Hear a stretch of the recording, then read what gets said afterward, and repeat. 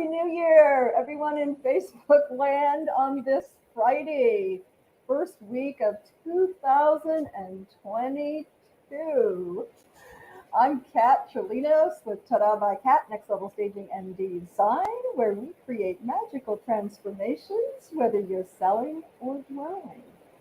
And at the top of the show here, I just want to say if you're an entrepreneur, a representative of a company you love, what have you, and you'd like to be our guest, please reach out to me.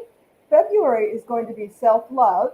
So, anyone having to do with taking care of yourself in any possible way, exercise, food, organization, peace of mind, meditation, what have you.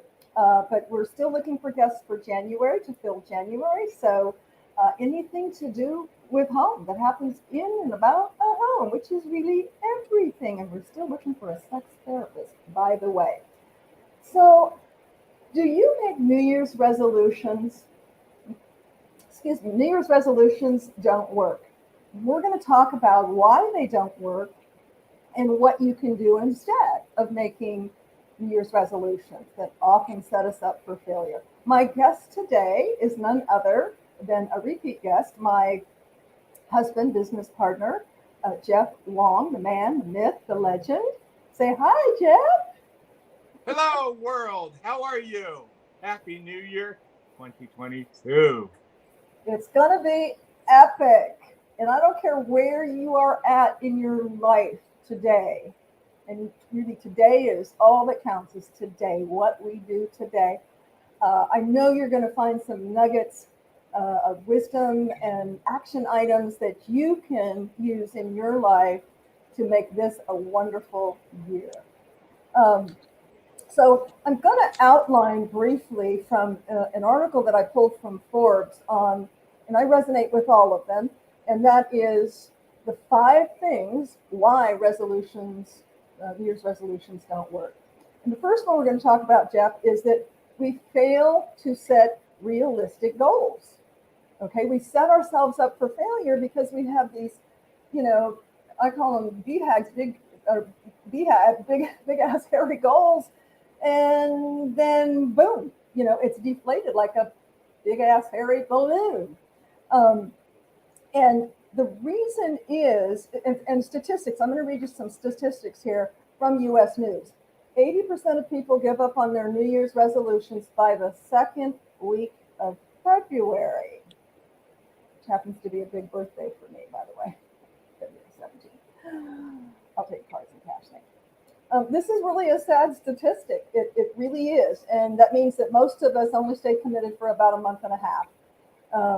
According to James Clear, who wrote Atomic Habits, he thinks or says that it takes 2 to 8 months to form a habit.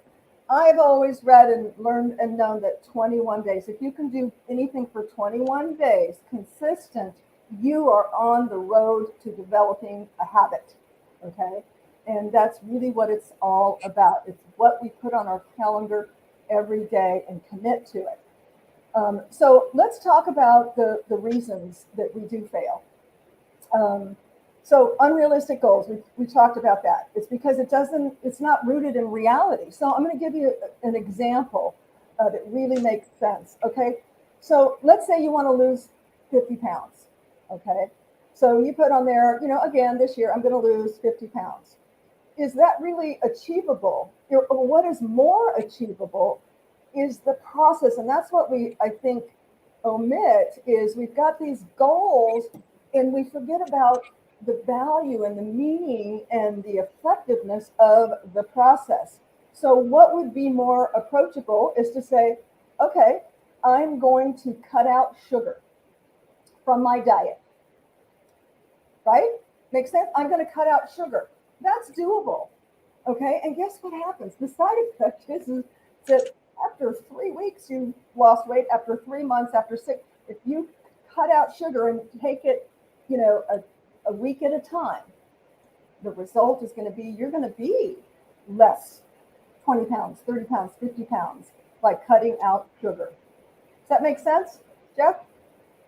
Well, cutting out sugar is definitely, I think, one of the things that everybody starts to learn why our health is so terrible in regards to modern day eating. because there's so much processed sugar in the foods. And even in the foods that we don't normally think is sweet, it has sugar in it.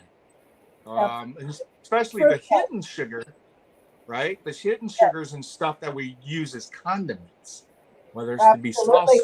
And Jeff and I found this out through our health journey. We were not paying attention and reading labels. And Mr. Jeff Spike Wong here, he used ketchup on his ketchup. Okay. And if you read ketchup, mashed potatoes, seriously. No, let's not go with that. Maybe not mashed potatoes. Ketchup is full of sugar.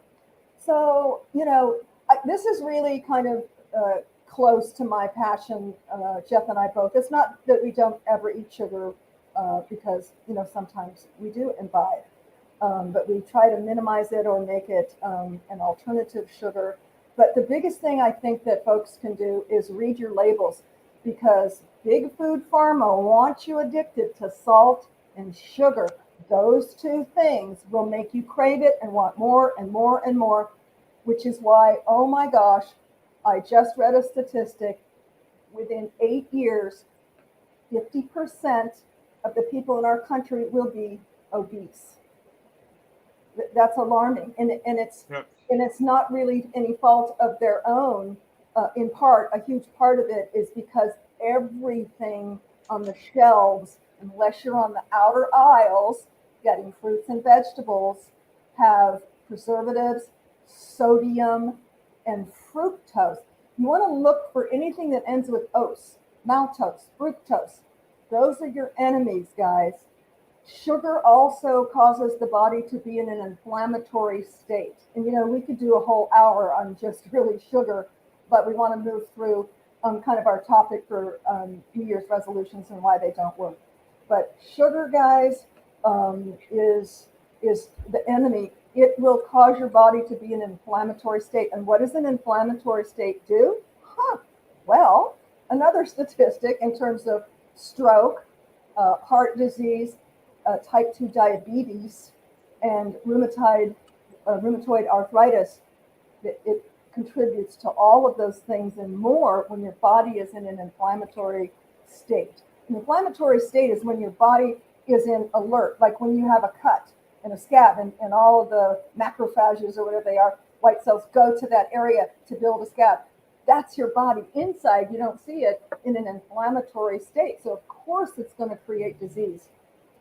So really, please, love yourself and get rid of sugar, processed sugar, eat fruits, and we use stevia. I love, sweetness in my coffee, so we use stevia, which is a healthy. It comes from a plant. Is there anything else you want to say about sugar? Let me just add to the concept of why you want to avoid refined sugar, processed sugar. Anything that takes something natural and turns it into a white powder, you have to suspect that white powder has been stripped off all nutrients. So cocaine isn't good? Yeah. So it comes down to basic principle of whatever this chemical is left, it is serving one purpose. And for sweeteners, especially sugar, what they want to do is they want you to be addicted to that, basically that chemical into your body, because once you put that in your taste buds and your body start to react to it and it's producing chemicals in your body that is, accepting this, pretty soon it's similar to doing drugs. It's just they wants more and it wants more and it wants more. And that's where they got you hooked. And when I was saying things that, you don't suspect the certain things that would have sugar in it to get you, to have the taste bud jumping around and then get you addicted, just take a look at McDonald's French fries. That sucker is coated with sugar. And on top of that, and who would know that it's coated with sugar? Yeah. And here's what I challenge you on this whole kind of, really food sugar thing, but sugar is the biggest enemy and culprit. It starts with small steps. Maybe you love donuts. So, you go by the donut shop, take another route.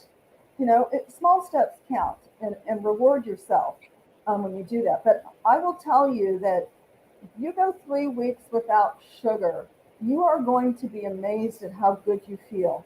And you didn't even really realize how bad you felt when you were in it. It's kind of, I was talking to a design client the other day who's got dogs like we do, and we talked about essential oils and how to make sure that your house doesn't smell like you have pets.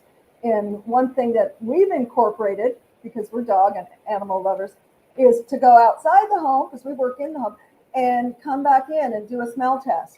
Because when you're in it, you're acclimated to it. Your body acclimates, and if you don't smell dog. And it's the same with sugar. When you're poisoning your body with sugar, and it's a slow die, folks, it creates disease that I mentioned earlier. But you don't realize, that you're tired all the time, that you don't have energy, that you're cranky, that you're depressed, all those things. And sugar causes all Headache. this and more. How many people get headaches every day and not figure out why they're getting headaches? Oh my God. Inflammatories in your system. Oh my gosh. And I was one of those. I used to get migraines until I read a book, Eat to Live, I think, Dr. Furman, and I changed all of my eating habits. This is going back probably 15 years. And lo and behold, I stopped taking medication, and very rarely do I get a migraine now. I mean, I can count, once in 2 or 3 years, but I used to get them several times a year, quite a few times a year, right, Jeff? Yeah. Well, without getting just flat out preachy, I encourage everyone for 2022 to do research, because I'm telling you straight up, just to make a resolution saying like a pact to yourself. Oh, I'm not going to do this year. I'm not going to eat that this year. And then by February, you give up and you feel down about certain things. And then next year, you're breaking your own, resolution to yourself. And you say, oh, well, what the hell? And then, by the middle of the year, you're back to the square one. This is why Kat brought up the point about not having resolutions, because it is about a paradigm shift that requires you to make a decision. Make you to go out there and look at the knowledge that's available, because realistically we can sit here and tell you sugar is not good for you, but if you don't care, you don't care. But what will carry is when you all of a sudden read a story that resonates with you down to your very core of self, and then all of a sudden you go, oh, well, wait a minute here, I don't want this happening to me. And that's when that shift happens. Am I right or am I right? Why we do this show, we really have a passion for, I'm going to call it MBS, mind, body, spirit. And I'm actually in the process of putting some things together that will help to share and give more in those areas, because I'm passionate about it beyond what we do with Tada by Kat, which is a passion of mine as well. So let's go through. So we talked about number one, we failed to set up realistic goals. So they need to be realistic. Don't put them out there, big hairy ass goal that you're never going to achieve. Think about the process, whatever it is. Okay, what small step can I take that will get me there? And you're going to feel so much better about that. And again, the result's going to be, you're going to get there to that big ass hairy goal. Number two, and Jeff touched on this a little bit, why we fail is we don't plan properly. Okay. I mean, you can take a road trip and go somewhere, you've never gone before and not look it up, right? You want to know where you're going. So how can you, achieve something that you're passionate about, something that you desire to improve in your life without putting together a plan? So think about, again, the steps. What are the small steps that you can plan? And don't forget to write them down. So you can have them in your head, you can talk about them, you can think about them. I don't want to spew the statistic because I don't have it off the top of my head, but it's phenomenal. Yes, I've got my quartz infused crystal pen here for 2022, and it's infused with high vibration and manifestation. They're actually sold out at 369 Project, but you can go to 369 Project. They have actually a book, and of course I bought their accessory here. Write it down. You are something like 15 times more likely to achieve your goals if you write them down. We're going through with my granddaughter, our granddaughter who's 10, Jeff's teaching her times tables because we realized she needed help in that area. So he, had her he made a whole grid for her and has her engage all the senses. writing it down, verbalizing it, having her mom and Jeff and I read it back to her, having her parrot it back, because repetition is the mother of all skill, right? And it's amazing how many people grew up and don't know their times tables. And it's fundamental. I was not a math wizard by any stretch of the means. When I was in high school, I took a general math after I took Algebra 1 and my brain was pickled. I took a general math test, and if I passed it, I didn't have to take math anymore.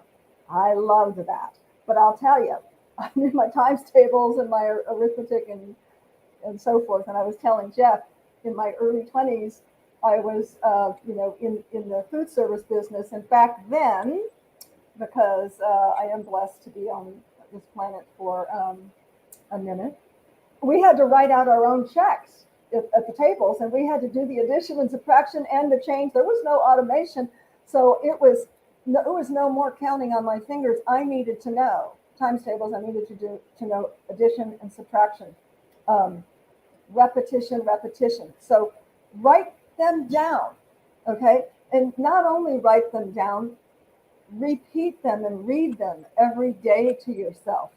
This world programs us. The outside world, there's a lot of stuff going on in the outside world. I encourage you not to read mainstream news. You'll be a happier individual if you do, because that's distracting you from your purpose, from your passion, and from your journey. Okay, so write them down, repeat them, ingrain them, and this ties right into the theme, which we're going to wrap up when we end the show, and that is that thoughts become things. It starts with a thought, you put it on paper, you input it, you repeat it. You are inputting and reprogramming your brain instead of outside influences, people, friends, people from work, people you see, Instagram, Facebook, trying to input what you think and what you need. Only you know what you think and what you need. Don't compare yourself to these outside, really false images and messages that you're seeing. Does that make sense, Jeff? Yeah, it does. And let me add to that, resolutions, and this is the key point of why we decided to do the show on this. A lot of folks get into this making resolution out of one reason, tradition. And you really need to understand that to make things happen, to make changes, it's not about tradition. It's not just about going through the motion. It's about a commitment to self. So that's the key that I think a lot of folks are missing out on, why they fail at making these resolutions relatively quick within the first quarter of the year. The other aspect of it is, I totally agree. Go ahead. The other aspect is that resolution is often something that you continuously want to happen, but you don't put the efforts in making it happen. So therefore, it becomes the talk of that tradition, resolution, beginning of the year, and then it didn't happen, so we'll push it up. And a lot of it, goes to, I want to stop drinking. I don't want to smoke anymore. I want to stop smoking. I want to lose a few pounds because I put it on 20 while I was sitting there eating Thanksgiving desserts. All these little things are just things that you decide at the spur of the moment. There has never been a commitment if you're just going into the resolution with, well, this is this and I'm going to do that. It needs to be much deeper. One thing that I've definitely learned, I know Kat's learned, is when we recognize what motivates us. And in Personal Power by Tony Robbins talks about the pain and pleasure. Do you avoid pain or do you gain pleasure? And that's really what the deciding factor comes from. And let me interject there, because what you're talking about is so prevalent, Jeff, and that is know your why. So what he's saying is, you're going to be driven if you have a passion for it, if you know your why. So I encourage you to sit down before you even set up a goal and put your big why for wanting to be in a relationship, wanting to lose weight, wanting to make more money, wanting more time with your family, whatever it is. Put down your big why, because I'm going to tell you, in time management, and that's one thing that we all have the same amount. and that is time, in a day. Some of us live longer, some of us live shorter. So tomorrow's not promised. We all know that, dealing with, death and loss. But time time is elusive, but we all have the same 24 hours in a day. So, you know, plan for that, and time block. I found that's been very helpful for me because, we have so many distractions, and especially for us working from home, 4 dogs, husband and wife team, 2, 3 businesses, and how many projects going on, it's easy to get distracted. So I encourage you, even if you have to set a timer on your phone, okay, 30 minutes, I'm going to do this. Timer goes off, you go on to the next. Because how much time do we, as a society waste, surfing on our phone, watching television, doing mindless stuff? Now, I'm not talking about mindless meditation. Carve time out for that. If that's important to you, 30 minutes or 15 minutes of quiet time or meditation or prayer, put that on your action item list. I know it's on mine, and to make it, easier to break it down in buckets. Years ago, I was trained and taught on the Ben Franklin pyramid. The foundation is basically your values. What are your governing values? Okay. That's at the base, the foundation, like the foundation of home. That's the foundation of what should be on your calendar. And when it's not, guess what? We feel out of alignment. If we say family is the most important thing to me, I'm just going to throw that out there. And then on our action items, weekly, monthly, etc., in our calendar, we don't have time for family. We're going to feel out of balance because it's not in alignment with our values. And I think this is where so many people get lost or feel discontent or feel angry or frustrated. Maybe you're in a job that you can't stand. Make a change. It could start with a small step. Maybe you start with a side hustle until you build that. But if you're doing, and I read a statistic that something like 85% of the people who go to a job don't like it. Either change your mind, change your thoughts about it, or change what you're doing. If not, you're destined to a life of feeling out of balance, not in alignment. Something's wrong, depressed, overeating, over drinking, overspending, whatever, because you're not in line with your true self. But it takes quiet time, introspective, for us to sit down and go, what is important to me? And, it can be eye-opening. I know it was for me the very first time I did 20-some years ago, and I did my pyramid, and then I went, wait a minute, I'm not doing enough of the things that I say are my governing values or are important to me. Too many of those aren't on my list. Why is that? Well, for me, because I was always on, I can't do enough. I have to be doing more. Most of us come from a mentality of, I'm not enough. Well, I think that's an individual, how they think. But I will say one of the key factors is that always comparing. Killer. That's a killer. Comparing yourself to others. Nobody is like you. You are an irreplaceable miracle. No one's like you. No one. Yeah. So why would you compare yourself to others? Well, I think what's been taught since we started in school, start to build a peer relationship. Pretty soon it becomes competition.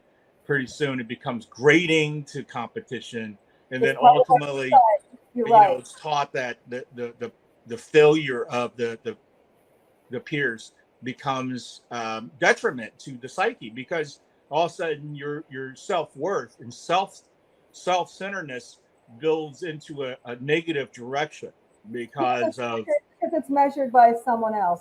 It's measured by a system opposed to measuring by achievement of self. By a system.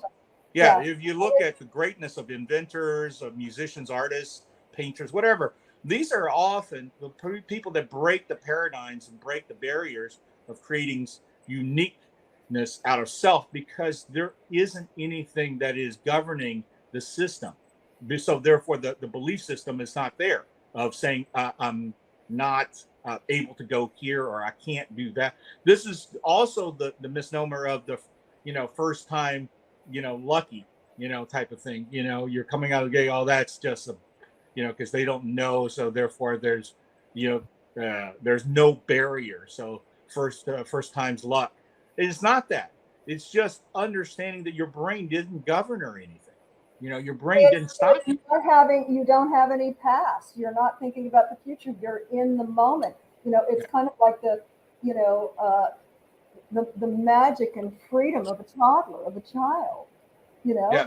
They're not. They don't care if anybody's judging them. They don't care what somebody said yesterday. They don't care what's going to happen. They're in the moment. And yeah, we're not toddlers anymore. We have to think about navigating through the world. But yes, that's a good point. Well, I will tell you, in regards to when I learned this, it's back, in high school playing ball.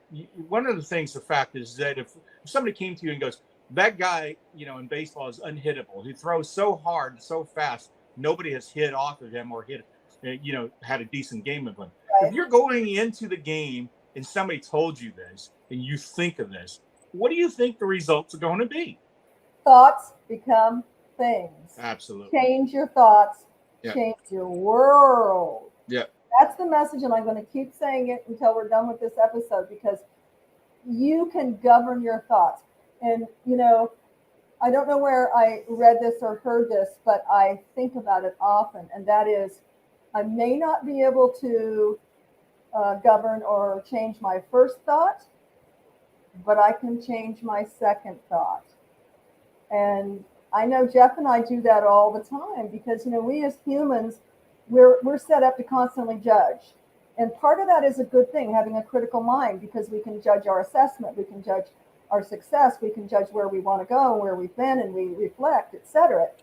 But that can carry over to judging unnecessarily, and so Jeff and I both have talked about that, where we have, caught yourself in silent dialogue, because we have thoughts, thousands of thoughts in our head all day long. Catch yourself judging someone by how they look, what they wear, what they said, whatever. And we catch ourselves, and then we decide to change our thought. Absolutely. No judgment. That's all I say to myself, no judgment. I'll give you a perfect example. Somebody says something to you and you didn't like the way it sounded, the wrong tone. And believe it or not, that tone and the decision of what that tone means to you, it's in your head. It's all about how you grow up and how you were taught to interpret what you just got from that message. And the intention from the person who said whatever it be, with the bad tone or the wrong tone, had no intentions of malicious or ill feelings or anything. It's just a matter of the receiver of the information interpreted that way. And it's important for everyone to know that the intention does not come from you telling yourself what that person is doing to you. You need to understand that whatever that person is doing, by the facts and the logistics of what they're doing, is how you should make your decision. So what I've started doing, and what Kat was explaining, is that we take the first thought and then we kind of sit on it. So I made a conscious decision to take a beat. A beat is just like, a pause. Actors do this, musicians do this. So you say something, my first thought is like, and then opposed to going there, opposed to letting that fester. Well, take a beat.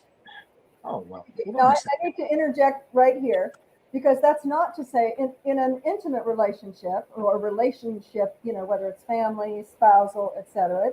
It doesn't mean that you bottle things up, because, we have to own our own feelings, but we still feel what we feel. And if you're going to have a connected, intimate relationship, you have to be honest with each other and express how you feel. So the next step to that in an intimate relationship, or a relationship would be, okay, you take the beat, you still feel the feelings, and you feel that they're valid. So the next step is to say, what you just said to me, here's how you own your feelings. It made me feel disrespected. because blah, blah, blah, blah. And then you open up a conversation. But that's not attacking. That's owning your feelings. And, DeAngelis and others have talked about this technique in relationship communication is to say, what you did or what you said made me feel like this. And if you could, and you open up that conversation, owning your own feelings. Well, let me say and add to the Barbara DeAngelis. Barbara DeAngelis was a personal coach, and she did relationship workshops from the 80s to the 90s, early 2000s, I believe. And both Kat and I took part in her programs to understand self better. But in regards to the feeling, the validating of the feeling within yourself, you have to understand this, that you have the power individually self in regards to how I cannot empower you with what I said to drive the negative feeling to you.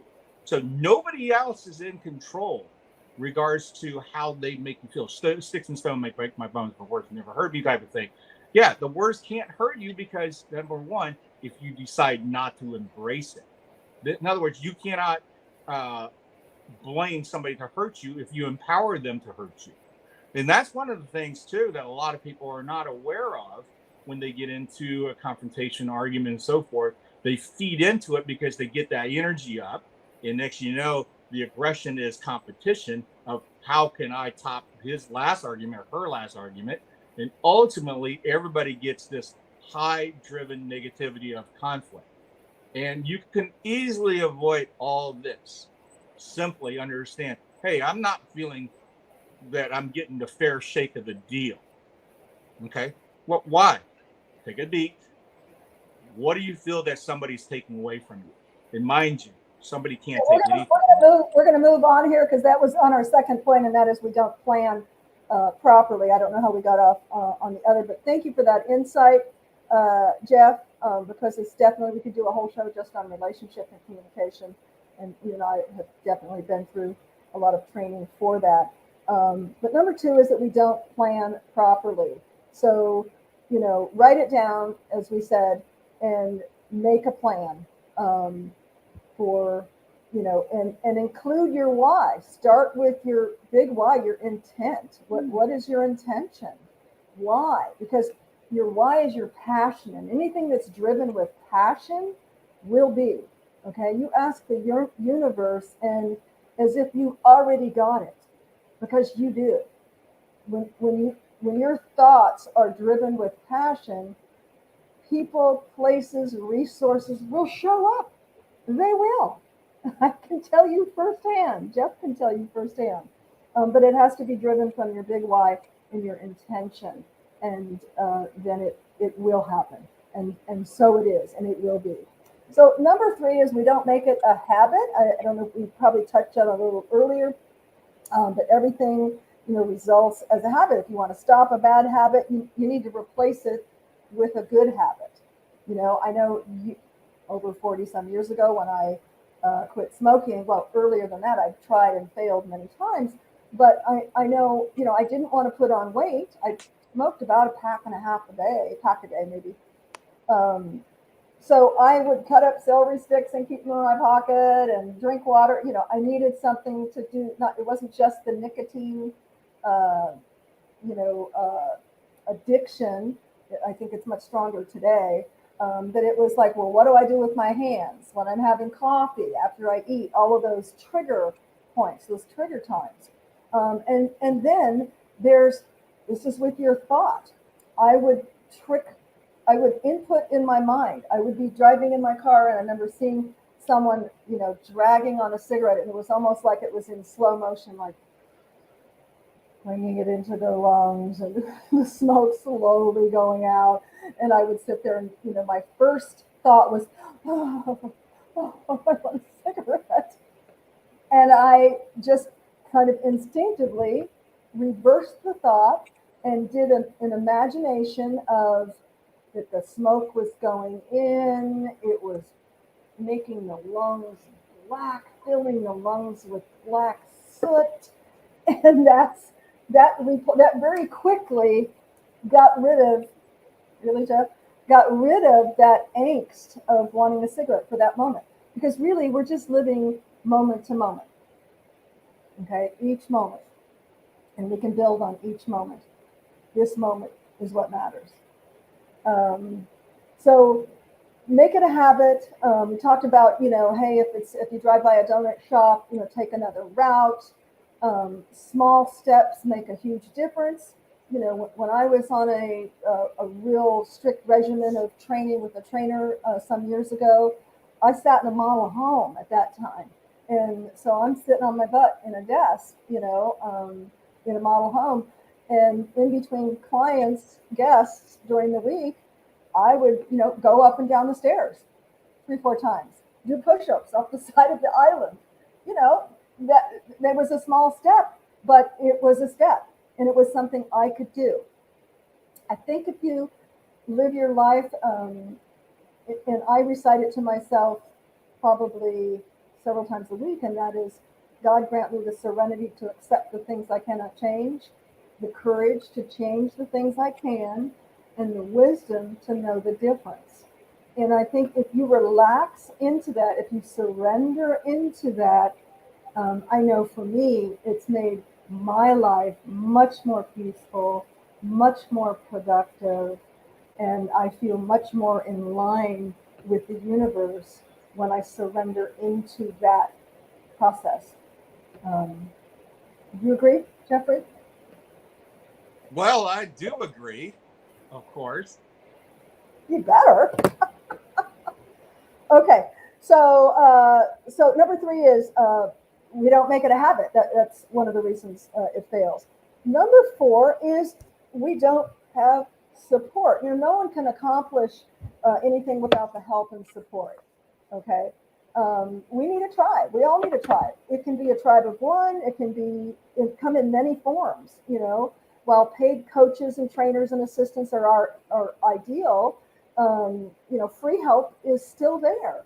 My gosh, with everything, the apps on the internet, let's say, you're home and you have kids and you need to carve out time to exercise. Ask your partner to take the kids to school or feed the kids while you do, a class every Saturday morning, or you do your at-home exercise, So solicit support from your family, on the internet. Don't be afraid to reach out and ask for help.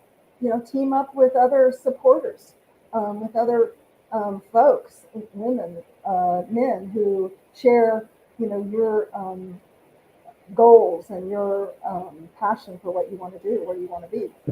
So help is out there. Moving on to number 5. Let me add this. Yes. Let me add this about support. Yes. One of the key factor is support. Self, within self, search, fulfillment, spirituality.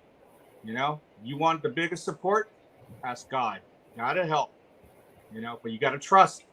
And God is not a religion. We're not talking about religion. We're talking about something grander, greater, that is encompass of your higher everything. Power. Everybody has a higher power. We all come from source. Yeah. And many thought leaders and sages have talked about, know thyself, and that takes retrospective. It takes quiet time. You can have quiet time in the car while you're in traffic. You can have carved out meditation time. You can be sitting up, laying down, outside, inside, in your bed, in the car, and talk to source, get close to source and your connection, because we are not a body with a soul. We're a soul with a body. That's having a human experience. That's our tool, is the body. But we are spiritual beings having this human experience. Invest in yourself. I can only say that it is so critical. Look at what you're actually doing. If you're sitting there watching Hellraiser for the 16th time, opposed to sitting down and finding something that can be fulfilling, maybe this is a reason why your rest of your week is not so good. Your day's always not feeling great. You never get what you want. Everything turns into doo-doo. You don't like what's going on. We don't like doo-doo. No, I mean, realistically, why do you think these things happen? Are you paying attention? Is basically what it's telling you, number one. Number two is, are you asking for these things to come into your life? You know? Thoughts become things. If that's truly the case, think back. Well, I mean, think back to, some part of importance in your life, something you really, really wanted, something you put so much effort and thought to it, something you lined up all the right dominoes and the logistics to get. Did you get it? I guarantee you, 98% of people have always said, yes, yeah, I got that. And why is that? Because you put your intention, your efforts, your thoughts, and you created that into a reality here in the third Don't level. beat yourself up if you didn't get it, because the divine light order, the divine harmony, source, God knows what's best for you. And many times, source takes you through some valleys only to bring you out to a much grander possibility that you didn't even know about. Okay. Yep. But you do have to take action and then surrender. Take action and then surrender. I'm going to close off here in a minute because we're going at 41 minutes. You're a very lengthy guest here, but is there anything you want to say before I do the sign off, Jeffrey? No, I just want everybody to have a very, very prosperous 2022. It's going to be a grand year. I've already can see things in this year that's developed that is very different than the last 2 years. We're coming now out of the darkness, going into the light. Yes. Everybody got to have your heart in place, trust your gut, yes. Be healthy, treat yourself like a king and a queen. Yes. This is how you need to be able to thrive and yes. blossom and get out of whatever you don't want to be. That is the change that you have to have. Yes. Love yourself. And February is going to be all about self-love. So I'm looking for guests for that. I have a couple lined up, but self-love is so important. As you mentioned, treat yourself like a king and a queen. And if you haven't already, I sign off with, to stay positive. If you're not positive, be positive. If you're not hopeful, be hopeful. And if you're not connected, be connected. Stay connected and take action. One small action will start a ripple effect because thoughts become things, and thoughts that are changed will change your world. Have a blessed, wonderful weekend. We love you, and we'll see you. Where's my...